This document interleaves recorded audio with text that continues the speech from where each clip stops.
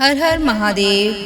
जय श्री लक्ष्मी नारायण। क्या आपने कभी सोचा है कि केवल श्रद्धा और सच्चे मन से किया गया एक छोटा सा व्रत भी इंसान की किस्मत बदल सकता है।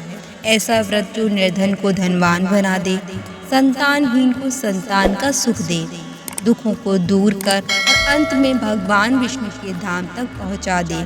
जी हाँ, आज हम सुनेंगे श्री सत्यनारायण भगवान की पावन व्रत कथा, जिसके श्रवण मात्र से ही मन को शांति, घर में सुख समृद्धि और जीवन में सकारात्मक परिवर्तन आने की मान्यता है। कहा जाता है कि इस कथा को श्रद्धा से सुनने वाला कभी खाली हाथ नहीं लौटता। अगर आप भी भगवान सत्यनारायण का आशीर्वाद चाहते हैं तो पूरे मन से इस कथा को अंत तक अवश्य सुनिए। यदि आपने अभी तक हमारे चैनल को सब्सक्राइब नहीं किया है तो भगवान विष्णु का नाम लेकर चैनल को सब्सक्राइब कीजिए और वीडियो को भी लाइक कीजिए। तो आइए हाथ जोड़कर बोलिए श्री सत्यनारायण भगवान की जय। तो पहला अध्याय। एक समय की बात है, पवित्र नैमिषारण्य तीर्थ में 88,000 ऋषि मुनि एकत्र होकर यज्ञ कर रहे थे। उस दिव्य सभा में सौनक ऋषि ने सूत जी महाराज से अत्यंत विनम्रता के साथ एक प्रश्न पूछा। उन्होंने कहा, हे मुनिवर, यह कलयुग अत्यंत कठिन है। मनुष्य दुखों से घिरा हुआ है। उसके पास ना तो तप की शक्ति है, ना बड़े यज्ञ करने का सामर्थ्य। ऐसा कौन सा सरल उपाय है जिससे मनुष्य को सुख, शांति और भगवान की कृपा प्राप्त हो सके? सूत जी मुस्कुराए। उन्होंने कहा, ऋषिवरों, आपने समस्त प्राणियों के कल्याण का प्रश्न पूछा है। मैं आपको वही दिव्य व्रत बताने जा रहा हूँ जिसे स्वयं देवऋषि नारद ने भगवान विष्णु से पूछा था। इसके बाद सूत जी नारद जी की कथा सुनाने लगे। एक बार देवऋषि नारद समस्त लोकों का भ्रमण करते हुए पृथ्वी पर आए। उन्होंने देखा कि मनुष्य अपने कर्मों के कारण दुख, रोग, गरीबी और कष्टों में जीवन व्यतीत कर रहे हैं।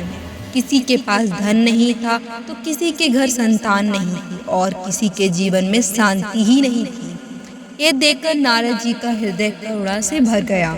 उन्होंने निश्चय किया, इसका समाधान केवल भगवान विष्णु ही बता सकते हैं। वे तुरंत वैकुंठ धाम पहुँचे। वहाँ भगवान श्री हरि शंख, चक्र, गदा और पद्म धारण किए हुए विराजमान थे। लक्ष्मी जी उनके चरणों की सेवा कर रही थीं। नारद जी ने भगवान की स्तुति की और बोले, हे प्रभु, मृत्यु लोक के लोग अत्यंत दुखी हैं। ऐसा कौन सा उपाय है जिससे थोड़े से प्रयास में उनके सभी दुख दूर हो जाएं? भगवान विष्णु मुस्कुराए और बोले, हे नारद, तुमने लोक कल्याण का प्रश्न किया है। जो मनुष्य श्रद्धा और भक्ति से श्री सत्यनारायण व्रत करता है, उसके जीवन के दुख दूर हो जाते हैं। उसे धन, धान्य, संतान, सौभाग्य और अंत में मोक्ष की प्राप्ति होती है। भगवान ने आगे व्रत की पूरी विधि बताई। संध्या के समय भगवान सत्यनारायण की पूजा करनी चाहिए। केले, दूध, घी, गेहूं, आटा या उपलब्ध सामग्री से निवेद बनाकर अर्पित करना चाहिए। कथा सुननी चाहिए। ब्राह्मणों तथा अतिथियों को भोजन कराना चाहिए और अंत में प्रसाद ग्रहण करना चाहिए। भगवान ने कहा, कलयुग में यह सबसे सरल और सबसे फलदायी व्रत है। यही प्रथम अध्याय समाप्त होता है। लेकिन यह केवल व्रत की महिमा नहीं थी। अब आगे आप सुनेंगे इस व्रत ने किस प्रकार एक निर्धन ब्राह्मण की किस्मत बदल दी। भक्तों, भगवान श्री सत्यनारायण ने देवऋषि नारद को इस व्रत का महत्व तो बता दिया, लेकिन अब प्रश्न यह था कि क्या वास्तव में इस व्रत का फल इतना अद्भुत है? इसी शंका को दूर करने के लिए सूत जी एक ऐसी कथा सुनाते हैं जो हमें यह विश्वास दिलाती है कि जब श्रद्धा सच्ची हो तो भगवान अपने आप भक्त का जीवन बदलने में देर नहीं लगाते। ध्यान से सुनिए। बहुत समय पहले काशी नगरी में एक अत्यंत निर्धन ब्राह्मण रहता था। उसके पास न रहने के लिए कोई अच्छा घर था और न खाने के लिए पर्याप्त अन्न। वह प्रतिदिन भिक्षा मांगकर जैसे तैसे अपना जीवन व्यतीत करता था। कई बार ऐसा होता है कि पूरे दिन भटकने के बाद भी उसे भरपेट भोजन नहीं मिलता था। भूख, प्यास और गरीबी ने उसके जीवन को चारों ओर से घेर रखा था। लेकिन इन सब के बावजूद उसके मन में भगवान के प्रति श्रद्धा कभी कम नहीं हुई। भगवान अपने भक्त का दुख कब तक देखते हैं। एक दिन स्वयं भगवान श्री सत्यनारायण ने एक वृद्ध ब्राह्मण का रूप धारण किया और उसके सामने प्रकट हुए। उन्होंने बड़े स्नेह से पूछा, हे ब्राह्मण, तुम प्रतिदिन इतने दुखी होकर क्यों भटकते रहते हो? तुम्हारे जीवन में इतना कष्ट क्यों है?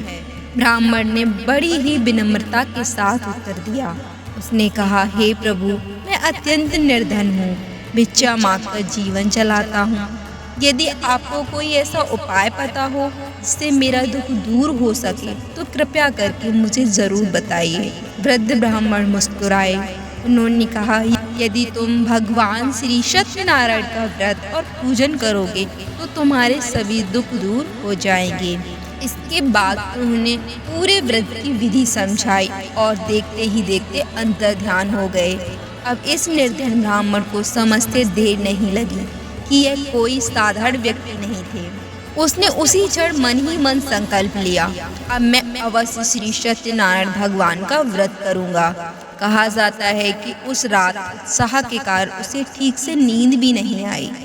अगली सुबह वह भगवान का नाम लेकर भिक्षा मांगने निकला।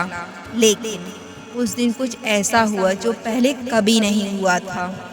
जिसके घर वह गया उसने श्रद्धा से उसे दान दिया। शाम तक उसके पास इतना धन इकट्ठा हो गया कि भगवान की पूजा की सामग्री ले आया। उसने अपने बंधु बांधवों और ब्राह्मणों को बुलाया। पूरे विधि विधान से श्री सत्यनारायण भगवान का व्रत किया, कथा सुनी, प्रसाद बांटा और सभी को भोजन कराया। और भक्तों, यहीं से उसके जीवन की दिशा बदल गई।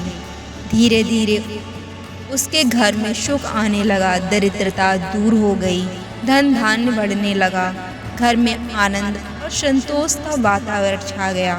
कहा जाता है कि इसके बाद वह प्रत्येक महीने श्रद्धा पूर्वक श्री सत्यनारायण भगवान का व्रत करता रहा और अंत में भगवान की कृपा से मोक्ष को प्राप्त हुआ। यह प्रसंग हमें यह बताता है कि भगवान कभी भी अपने भक्त की आर्थिक स्थिति नहीं देखते, वे केवल उसके मन की सच्चाई और श्रद्धा को देखते हैं। सच्चे मन से की गई छोटी सी छोटी पूजा भी भगवान तक आपको अवश्य पहुंचाएगी। उसके साथ ही एक और कथा का वर्णन मिलता है, लकड़हारे की कथा। कुछ समय बाद वही ब्राह्मण एक बार फिर अपने घर पर श्री सत्यनारायण भगवान का व्रत कर रहा था। पूजा पूरे भक्ति भाव से चल रही थी। उसी समय एक वृद्ध लकड़हारा जंगलों से लकड़ियां बेचकर लौट रहा था। वह बहुत थका हुआ था और प्यास से भी व्याकुल हो रहा था। आराम करने के लिए वह उस ब्राह्मण के घर के बाहर रुका। अंदर से मंत्रों की ध्वनि सुनाई दे रही थी। उसके मन में जिज्ञासा जागी।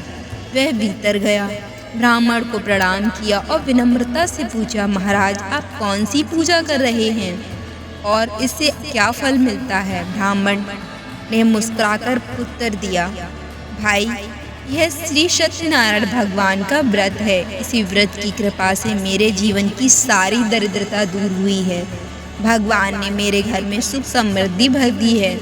लकड़हारा बड़े ध्यान से सब सुनता रहा। उसने श्रद्धा पूर्वक प्रसाद ग्रहण किया। घर लौटते समय उसके मन में केवल एक ही विचार था, आज जंगल की लकड़ियां बेचकर जितना भी धन मिलेगा उसी से मैं भगवान श्री सत्यनारायण का व्रत अवश्य करूंगा। अगले दिन वह लकड़ियों का गट्ठर लेकर नगर पहुंचा। लेकिन उस दिन एक और चमत्कार उसका इंतजार कर रहा था। जो लकड़ियां प्रतिदिन बहुत कम मूल्य में बिकती थी, उसी दिन उन्हें खरीदने वालों की भीड़ लग गई। और आश्चर्य की बात यह थी कि उसे लकड़ियों का मूल्य सामान्य दिनों की अपेक्षा कई गुना अधिक मिला। लकड़हारे की आंखों में खुशी के आंसू आ गए। उसे विश्वास हो गया कि यह सब भगवान श्री सत्यनारायण की कृपा है। वह तुरंत केले, दूध, घी, शक्कर, गेहूं का आटा और पूजा की अन्य सामग्री लेकर घर पहुंचा। उसने अपने परिवार और पड़ोसियों को बुलाया। पूरे विधि विधान से भगवान श्री सत्यनारायण का व्रत किया, कथा सुनी, प्रसाद बांटा और और सभी को प्रेम पूर्वक भोजन कराया। समय बीतता गया, भगवान की कृपा से उसका जीवन भी बदल गया। उसके घर में कभी अन्न की कमी नहीं रही। धन, सुख, परिवार और सम्मान सब कुछ उसे प्राप्त होने लगा और जीवन के अंत में वह भगवान के परम धाम वैकुंठ को प्राप्त हुआ। यह अध्याय हमें दो सीख देता है। पहली, भगवान के द्वार अमीर और गरीब में कोई भेद नहीं होता। उसके साथ हमें दूसरी शिक्षा ये भी मिलती है कि जब संकल्प सच्चा हो तो श्रद्धा अटूट हो तो भगवान हमारी छोटी सी भक्ति को भी स्वीकार कर लेते हैं और उचित समय पर उसका सम्मान जरूर करते हैं और हमें उचित फल भी प्रदान करते हैं। उसके साथ ही हम तीसरे अध्याय की ओर बढ़ते हैं, जिसमें साधु, वैश्य, उसकी पुत्री और कलावती और भगवान सत्यनारायण की अद्भुत लीला का वर्णन मिलता है, जहाँ एक भूला हुआ संकल्प कैसे जीवन बड़े संकट का कारण बनता है।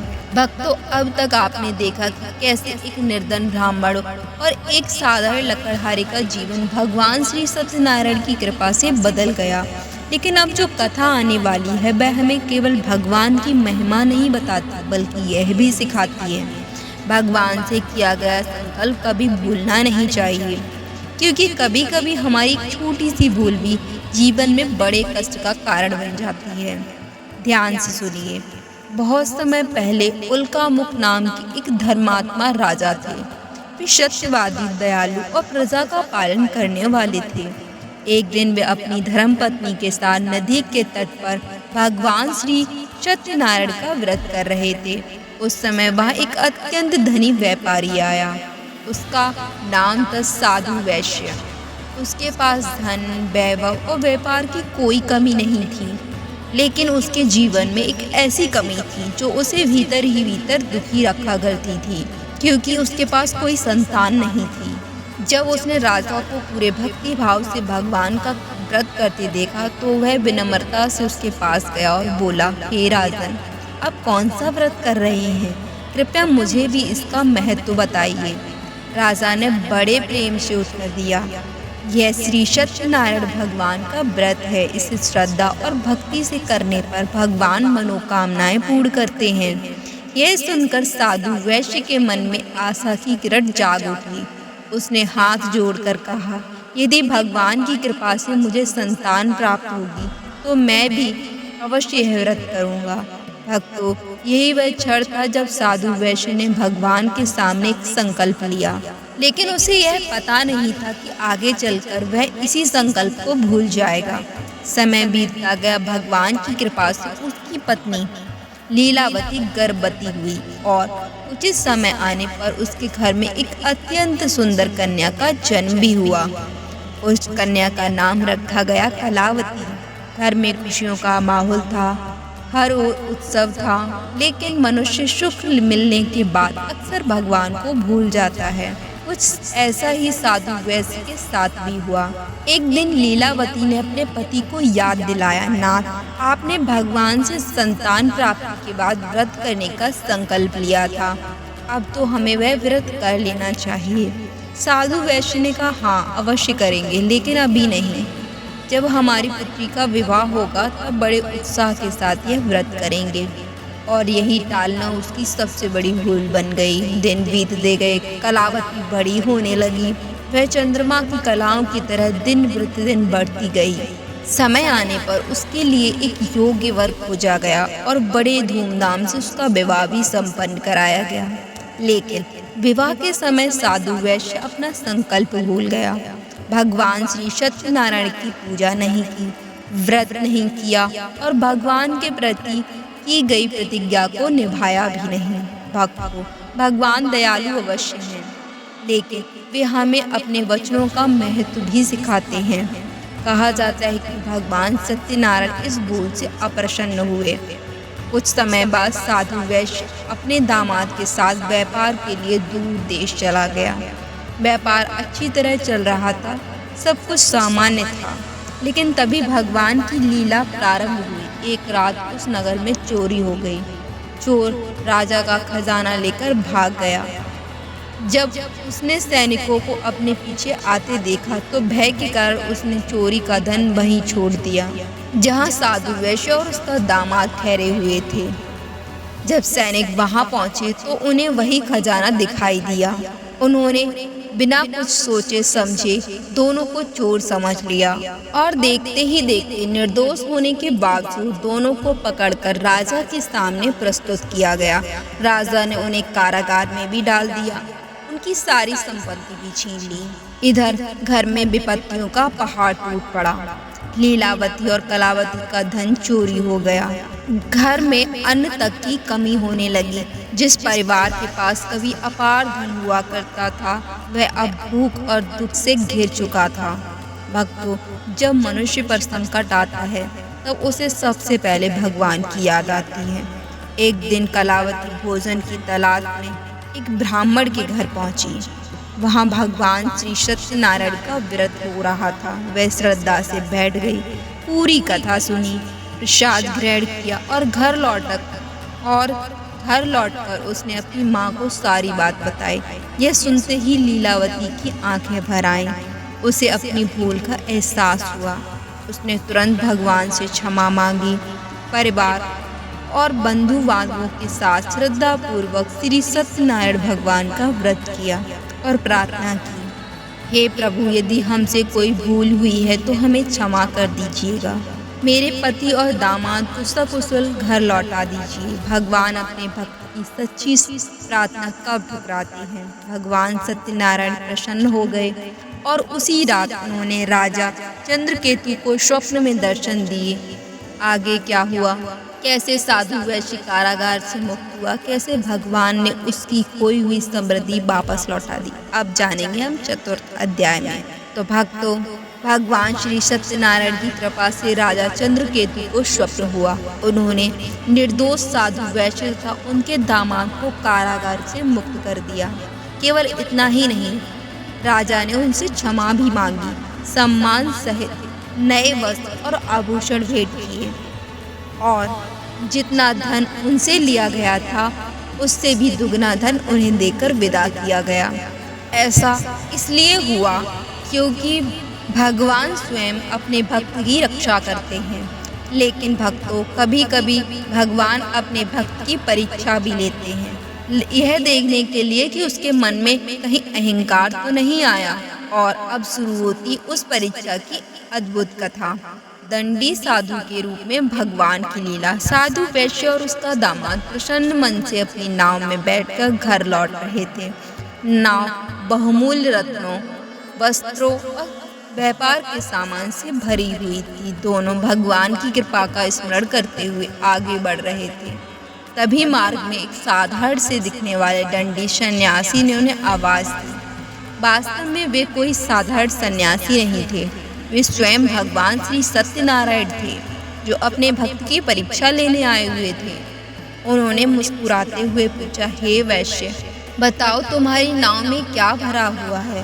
प्रश्न बहुत सरल था। यदि साधु वैश्य चाहता तो सच सच कह सकता था, भगवान की कृपा से हमारी नाव धन संपत्ति से भरी हुई है। लेकिन धन लौट आने के बाद उसके मन में थोड़ा सा अहंकार आ गया। उसने हंसते हुए कहा, अरे बाबा, हमारी नाव में क्या होगा, इसमें तो केवल बेल के पत्ते और लताएं भरी हैं। भगवान ने कभी असत्य नहीं बोलना सिखाया। भगवान मुस्कुराए और बोले, तथास्तु, जैसा तुमने कहा वैसा ही हो। इतना कहकर वे वहां से चले गए। कुछ देर बाद जब साधु वैश्य अपनी नाव के पास पहुंचा तो उसके पैरों तले जमीन खिसक गई। जहां अभी कुछ समय पहले हीरे, मोती और बहुमूल्य वस्तुएं थी, वहां अब सचमुच केवल बेल पत्ते और साधारण लताएं दिखाई दे रही थी। सारे संपत्ति मानो गायब हो चुकी थी। यह दृश्य देखकर साधु वैश्य के होश उड़ गए। वह भूमि पर गिर पड़ा और फूट फूट कर रोने लगा। उसका दामाद भी समझ गया कि यह कोई साधारण घटना नहीं है। उसने कहा, पिताजी, यह अवश्य उसी दंडी साधु की लीला है। हमें उनके चरणों में जाकर क्षमा मांगनी चाहिए। दोनों तुरंत उसी स्थान पर पहुंचे जहां भगवान दंडी का रूप धारण कर बैठे थे। साधु वैश्य भगवान के चरणों में गिर पड़ा आंखों से उसके आंसू बह रहे थे। उसने हाथ जोड़कर कहा, हे प्रभु, मैं आपको पहचान नहीं सका। धन के अभिमान में आकर मैंने आपको असत्य कहा। मुझसे बहुत बड़ी भूल हो गई है। मुझे कृपा करके क्षमा कीजिए।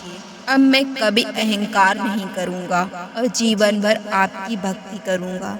भक्तों, भगवान दंड देने में नहीं बल्कि अपने भक्त को सुधारने में विश्वास रखते हैं। जैसे ही उन्होंने साधु वैश्य का सच्चा पश्चाताप देखा, भगवान प्रसन्न हो गए। उन्होंने कहा, हे वैश्य, जिसने अपनी भूल स्वीकार कर ली है उसका अपराध भी क्षमा हो जाता है। जाओ, तुम्हारी सारी संपत्ति पहले की तरह लौट आएगी। इतना कहकर भगवान अंतर्ध्यान हो गए। साधु वैश्य दौड़कर अपनी नाव के पास पहुंचा और इस बार उसकी आंखों में खुशी के आंसू थे। नाव फिर से पहले की तरह हीरे जवाहरात, धन और व्यापार के सामानों से भरी हुई थी। उसने वही भगवान श्री सत्यनारायण का स्मरण किया और हृदय से उनका धन्यवाद किया। कुछ दिनों बाद साधु वैश्य का जहाज उसके नगर के निकट पहुंच गया। उसने एक दूत को घर भेजा और कहा, जाकर घर वालों को बता दो हम सकुशल लौट आए हैं। दूत ने जाकर यह शुभ समाचार लीलावती और कलावती को सुनाया। समाचार सुनते ही पूरे घर में खुशी की लहर दौड़ गई। लीलावती ने सबसे पहले भगवान श्री सत्यनारायण का पूजन किया। फिर उसने अपनी बेटी कलावती से कहा, बेटी, पहले भगवान का प्रसाद ग्रहण कर लेना, फिर अपने पति के स्वागत के लिए जाना। लेकिन पति से मिलने की खुशी में कलावती इतनी अधीर हो गई कि वह प्रसाद ग्रहण किए बिना ही दौड़ पड़ी। भक्त को यह केवल प्रसाद नहीं था, भगवान का आशीर्वाद था। उसका अनादर होते ही भगवान ने एक और लीला रची। जैसे ही कलावती नदी तट पर पहुंची, उसने देखा कि उसके पति की नाव अचानक जल में अदृश्य हो गई। उसका पति कहीं दिखाई नहीं दे रहा है। कलावती जोर जोर से रोने लगी। साधु वैश्य भी यह दृश्य देखकर व्याकुल हो उठा। वह हाथ जोड़कर भगवान से प्रार्थना करने लगा, हे प्रभु, हमसे फिर कोई भूल हो गई है तो हमें क्षमा कर दीजिए। तभी आकाशवाणी हुई, तुम्हारी पुत्री भगवान का प्रसाद ग्रहण किए बिना चली गई है। पहले वह श्रद्धा से प्रसाद ग्रहण करे, तभी उसको उसके पति के दर्शन होंगे। यह सुनते ही कलावती तुरंत घर लौटी। उसने पूरी श्रद्धा और विनम्रता के साथ भगवान का प्रसाद ग्रहण किया। फिर दोबारा नदी तट पर पहुंची और इस बार उसके पति की नाव पहले की तरह सुरक्षित दिखाई दी। पति भी सकुशल उसके सामने खड़ा था। दोनों की आंखों से खुशी के आंसू बह निकले। साधु वैश्य ने उसी दिन पूरे परिवार, मित्रों और बंधु बांधवों के साथ भगवान श्री सत्यनारायण का भव्य पूजन किया। उस दिन के बाद उसने जीवन भर प्रत्येक पूर्णिमा को श्रद्धा और भक्ति से भगवान का व्रत किया। भगवान की कृपा से उसने इस संसार के सभी सुखों का भोग किया। अंत में वैकुंठ धाम को प्राप्त हुआ।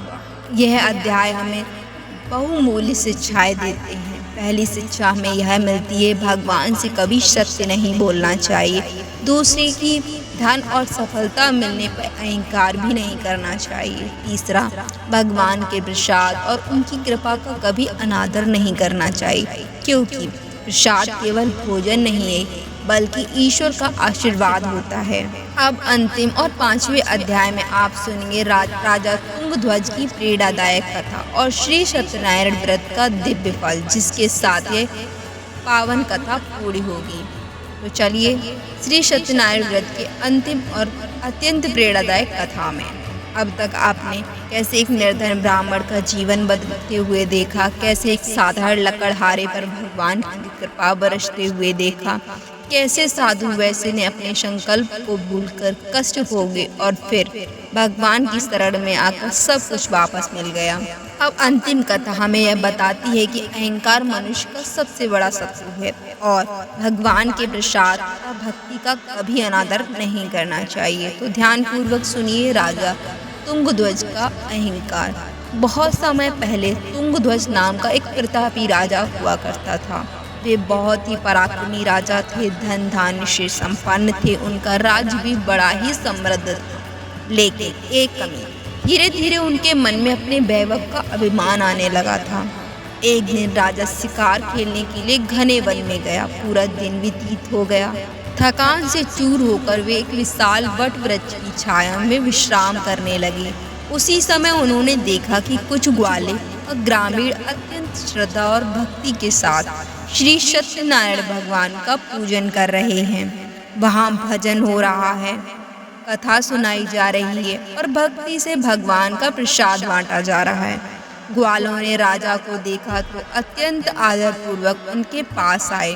उन्होंने राजा को प्रणाम किया और विनम्रता से कहा, महाराज आइए, भगवान श्री सत्यनारायण का प्रसाद ग्रहण कीजिए।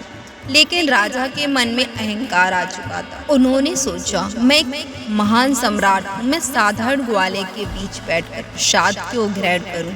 उन्होंने ना भगवान को प्रणाम किया, ना कथा सुनी और ना ही प्रसाद ग्रहण किया। वे बिना कुछ कहे वहां से अपने महल की ओर चल पड़े। जब राजा अपने महल पहुंचे तो उनके सामने एक ऐसा दृश्य था जिसकी उन्होंने कभी कल्पना भी नहीं की थी। महल की रौनक गायब हो चुकी थी, धन संपत्ति नष्ट हो चुकी थी, राज्य में अशांति फैल चुकी थी, परिवार भी अनेक कष्टों से घिर गया था। राजा समझ गए कि कोई साधारण घटना नहीं है। उन्होंने अपने पूरे जीवन पर विचार किया। तभी उन्हें वन का वह दृश्य याद आया, ग्वालों की श्रद्धा याद आई और भगवान के प्रसाद का अनादर भी याद आ गया। अब उन्हें अपनी भूल का एहसास हो चुका था। अगले ही दिन राजा बिना किसी विलंब के उसी वन में पहुंचे। इस बार उनके मन में ना अभिमान था, ना राजसी अहंकार था, बल्कि केवल पश्चाताप था। उन्होंने ग्वाले के पास जाकर हाथ जोड़कर क्षमा मांगी, श्री सत्यनारायण का विधि विधान से पूजन किया, श्रद्धा से कथा सुनी और सबसे पहले भगवान का प्रसाद ग्रहण किया। भक्तों, भगवान का हृदय अत्यंत दयालु है। जो अपनी भूल स्वीकार कर ले उसे भगवान कभी निराश नहीं करते। भगवान श्री सत्यनारायण की कृपा से कुछ ही समय में राजा का खोया हुआ वैभव वापस लौट आया। राज्य फिर से सुख शांति और समृद्धि में भर गया। राजा तुंगध्वज ने जीवन भर श्रद्धा और भक्ति से भगवान की आराधना की और अंत में भगवान के परम धाम को प्राप्त हुआ। इसके बाद सूत जी ऋषियों से कहते हैं, हे मुनिवरों, जो मनुष्य श्रद्धा, विश्वास और सच्चे मन से श्री सत्यनारायण भगवान का व्रत करता है, यह इस पवित्र कथा को सुनाता है या सुनता है, उसके जीवन में अनेक प्रकार के कष्ट दूर हो जाते हैं। भगवान की कृपा से निर्धन को धन की प्राप्ति होती है, संतानहीन को संतान सुख मिलता है, रोगी को स्वास्थ्य का आशीर्वाद मिलता है, परिवार में सुख शांति और समृद्धि आती है, व्यापार और कार्यों में सफलता प्राप्त होती है और अंत में भगवान विष्णु की कृपा से मोक्ष प्राप्त होता है। शास्त्रों में कहा गया है कि इस कथा का सबसे बड़ा आधार है सत्य, श्रद्धा, विनम्रता और भगवान पर अटूट विश्वास। यदि इन चारों बातों को जीवन में उतार लिया जाए तो भगवान सत्यनारायण की कृपा स्वयं हमारे जीवन का मार्ग प्रशस्त करती है। तो प्रिय भक्तों, श्री सत्यनारायण व्रत कथा हमें केवल धार्मिक अनुष्ठान करना ही नहीं सिखाती, बल्कि जीवन जीने की सही दिशा भी देती है। ये कथा हमें बताती है कि संकल्प करें तो उसे निभाएं, सत्य बोलें चाहे परिस्थिति कैसी भी हो, सफलता मिलने पे कभी अहंकार ना करें, भगवान के प्रसाद, उनकी कृपा और उनकी भक्ति का सदैव सम्मान करें। यही इस पावन कथा का वास्तविक संदेश है। यदि आपने पूरे श्रद्धा भाव से श्री सत्यनारायण भगवान की ये संपूर्ण कथा सुनी है तो भगवान श्री हरि और माता लक्ष्मी की कृपा आप और आपके परिवार पर सदैव बनी रहे। कमेंट बॉक्स में श्रद्धा पूर्वक अवश्य लिखें, ओम नमो भगवते वासुदेवाय या जय श्री सत्यनारायण भगवान। यदि यह पावन कथा आपको पसंद आई हो तो वीडियो को लाइक करें, शेयर करें और अपने परिवार मित्रों के साथ साझा करें। ऐसे ही सनातन धर्म से जुड़ी वीडियो देखने के लिए हमारे चैनल को सब्सक्राइब भी करें। धन्यवाद। मिलते हैं अगली एक और वीडियो में एक और नई जानकारी के साथ।